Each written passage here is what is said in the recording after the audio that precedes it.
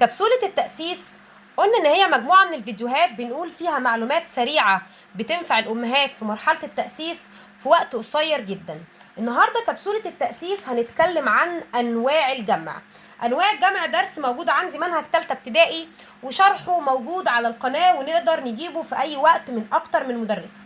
الكبسولة والملحوظة النهاردة بتتكلم عن أنواع الجمع. أنا عارف يا ميس أنواع الجمع مذكر مؤنث تكسير. جمع المذكر كلمة جمع آخرها واو ونون زي مهندسون. جمع المؤنث كلمة آخرها ألف وتاء زي ممرضات. جمع التكسير هي كلمة جمع مفيش في آخرها ولا واو ونون ولا ألف وتاء زي مثلا كلمة أشجار. طيب تعالى شوف الملحوظة دي معايا زي كلمة أصوات. هي كلمة أصوات دي نوع الجمع بتاعها إيه؟ أيوة يا ميس ألف وتاء هم، يبقى الجمع ده جمع مؤنث عشان في ألف وتاء في الآخر. أحب أعرفك إن الإجابة غلط. إزاي؟ إحنا لسه قايلين المعلومة وأنا عارفها من الأول. وادي كمان كلمة عيون آخرها واو ونون وكلمة جمع، يبقى نوع الجمع مذكر.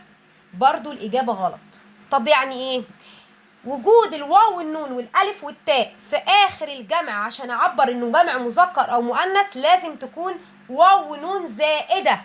يعني أنا لو جبت هنا الكلمة دي وخبيت الواو والنون وقرأت الكلمة دي كلمة مهندس، كلمة أقدر أقرأها، كلمة ليها معنى. خبيت الألف والتاء ممرض عادي، أيوة مش لازم تبقى مؤنث في أصلها بس دي كلمة ليها معنى. طب خبي هنا الألف والتاء أصو، هل كلمة أصو كلمة ليها معنى؟ لأ. طب هنا عي أو عي، هل دي كلمة ليها معنى؟